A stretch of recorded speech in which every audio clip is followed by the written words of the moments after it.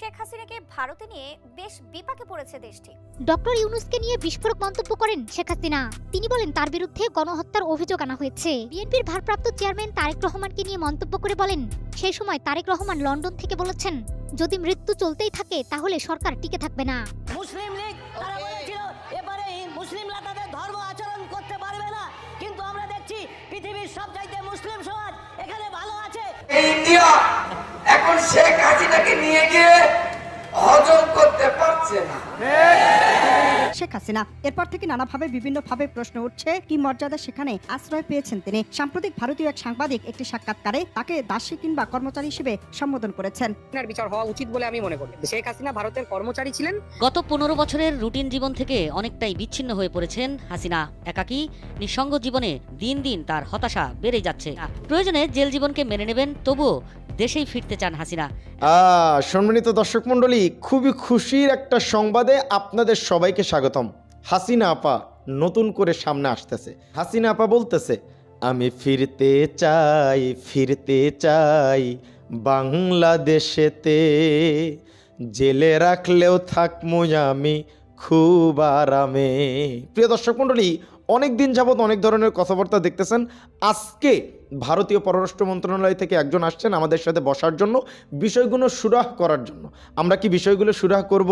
আমরা কি তাদের সাথে চুক্তিবদ্ধ হব? না, সব কিছু বন্ধ করে দিতেছি। আমরা পাকিস্তান, আফগানিস্তান এদের সাথে সম্পর্ক বানাইতেছি, কিন্তু এর মাঝেই যত কিছু হচ্ছে অনেক কিছুই আপনারা জানেন। বাংলাদেশ নিয়ে ভারতের সাথে যে হাঙ্গা দাঙ্গা হচ্ছে, এর ভিতরে হাসিনা আপার আকুতি। আমাদের যদি জেলেও রাখেন আমি থাকতে রাজি। ভারতে তিনি খুবই একটা শান্তিতে নাই। কান্না করে তিনি বাংলাদেশের উদ্দেশ্যে এবার নতুন করে যে বার্তা দিচ্ছেন, গুরুত্বপূর্ণ একটা তথ্য আমাদের হাতে আসছে।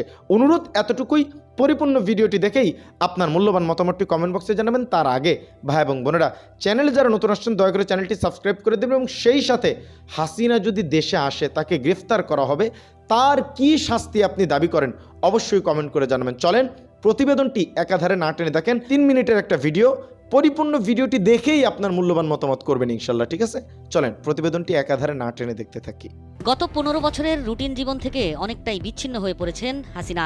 একাকী নিঃসঙ্গ জীবনে দিন দিন তার হতাশা বেড়ে যাচ্ছে।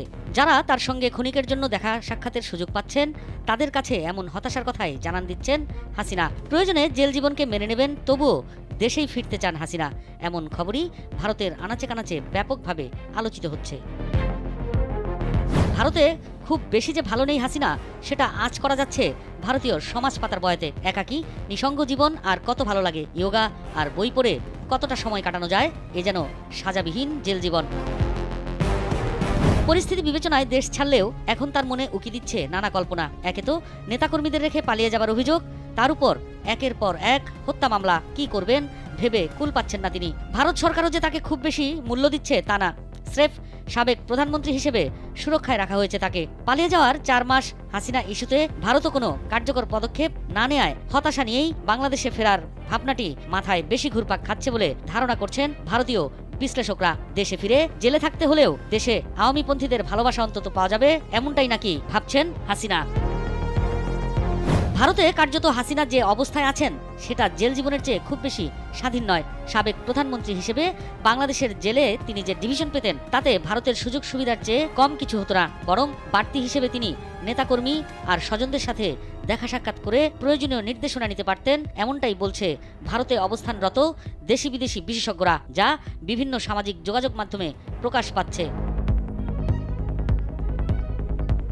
বর্তমান রাজনৈতিক পরিস্থিতিতে দেশে ফিরতে চাইলেই কি হাসিনা তা পারবেন? এখনো আওয়ামী লীগের বিরুদ্ধে দেশে ক্ষোভ বিক্ষোভ চলছে, তাদের দলীয় সংগঠনও ছত্রভঙ্গ। শেখ হাসিনার বয়স আজকের চেয়ে 10টা বছর কম হলে তবু হয়তো মনে করা যেত তিনি দেশে ফিরে দলের হাল ধরবেন, কিন্তু এই মুহূর্তে সেটা প্রায় অসম্ভব বলেই মনে হচ্ছে। আওয়ামী লীগের তৃণমূল নেতাকর্মীরা এখনো প্রত্যাশা করছেন তাদের নেত্রীর দেশে ফেরা এখন শুধু সময়ের অপেক্ষা। তবে শেখ হাসিনা এই মুহূর্তে যে দেশের আতিথেয়তায় আছেন, তারা কিন্তু এখনই অতটা আগ বাড়িয়ে ভাবতে রাজি নয়। সাউথ ব্লকের একজন শীর্ষস্থানীয় কর্মকর্তার কথায়, পিচ এখন প্রতিকূল, বল উল্টাপাল্টা লাফাচ্ছে, এরকম সময় চালিয়ে খেলতে গেলে হিতে বিপরীত হতে পারে। এখন বরং ধৈর্য দেখানোর সময়, ফলে প্রতিপক্ষের সবুজ বলের জন্য অপেক্ষা করাটাই শ্রেয়। রাজনীতির উইকেটে পোর খাওয়া ব্যাটার শেখ হাসিনাও নিশ্চয়ই এটা জানেন, এবং সে অনুযায়ী উপযুক্ত সুযোগ এলে তবেই সেটা কাজে লাগাবেন। 5 আগস্ট চরম নাটকীয় পরিস্থিতিতে শেখ হাসিনা যখন ভারতে পা রাখেন, দিল্লির বিশ্বাস ছিল তার এই আশাটা একেবারেই সাময়িক। ইউরোপ বা মধ্যপ্রাচ্যের কোনো দেশে যাওয়ার আগে এটা একটা সংক্ষিপ্ত যাত্রাবিরতির, বেশি কিছু নয়। যে কোনো মুহূর্তে তৃতীয় কোনো দেশের উদ্দেশ্যে তিনি রওনা হয়ে যাবেন, কিন্তু বিশ্বের কোনো দেশ তাকে নিতে না চাওয়ায় সাময়িক বেকায়দায় পড়ে ভারত। আর 4 মাস পার হওয়ার পর হাসিনা ইস্যুর কোনো সমাধান করতে না পেরে ভারতও হাসিনাকে নিয়ে রীতিমতো বিরক্ত হয়ে যাচ্ছে। বাস্তবতা হলো শেখ হাসিনা ভারতে কোনো গৃহবন্দীও নন বা রাজনৈতিক বন্দীও নন। আবার তাকে রাজনৈতিক বিষয় নিয়ে কথা বলতেও বারণ করা হয়েছে। সবার সাথে দেখা করতেও দিচ্ছে না ভারত সরকার। তার মানে কি? খোদ ভারতের রাজনৈতিক বিশ্লেষকরাই বলছেন বন্দী না হয়েও অবরুদ্ধই আছেন হাসিনা। প্রিয় দর্শক মণ্ডলী, ভিডিও চিত্রটি দেখছেন, আরও একটি গুরুত্বপূর্ণ প্রতিবেদন আছে, আমি মনে করছি সেটাও দেখা দরকার। চলেন সেটাও একটু দেখে আসি। হিন্দু নির্যাতনের অভিযোগ করে আসছে ভারত। একই অভিযোগ তুলে অপপ্রচার চালাচ্ছে আওয়ামী লীগ ও ভারতীয় গণমাধ্যম।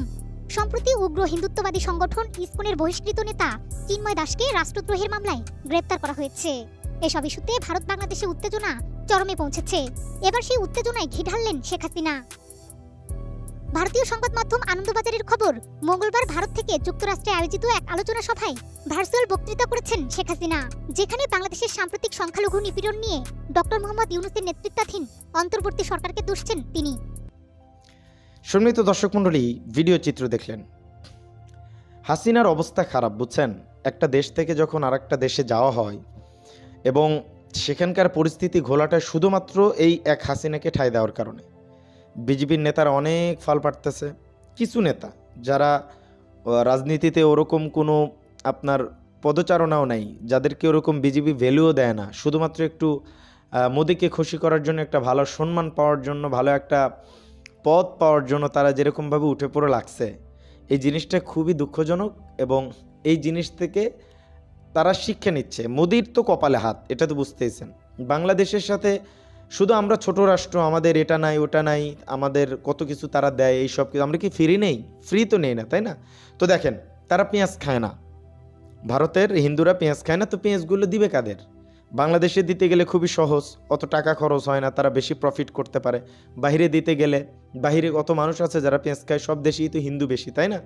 তো পেঁয়াজ আমরা নেই, তাদেরকে আমরা উপকার করি, তারা রপ্তানি করে, আমরা সেগুলো নেই, আমদানি করে নেই, তাই না?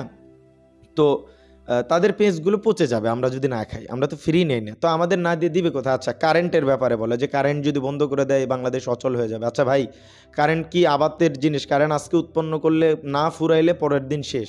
তো আপনি যদি আমাদেরকে না দেন, তাইলে আমরা যদি না নেই, মরবেন তো আপনারা। আমরা তো টাকা দিয়ে নেই, ফ্রি তো আর নেই না, তাই না? তো এই যে সমস্ত গরম, আপনাদের এত গরম আপনারা আমাদেরকে দেখাচ্ছেন, আপনারা কি একটু হিসাবটা কষেছেন দাদা? কষেন নাই তো, তাই না? তো যাই হোক, আজকের ভিডিও ছিল এ পর্যন্তই। হাসিনা আপার ভিডিও দেখে কি মনে হলো, তিনি কি ফিরবেন কিনা অবশ্যই কমেন্ট করে জানাবেন।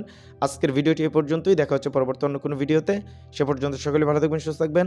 আসসালামু আলাইকুম রহমতুল্লাহি ওয়া বারাকাতুহু।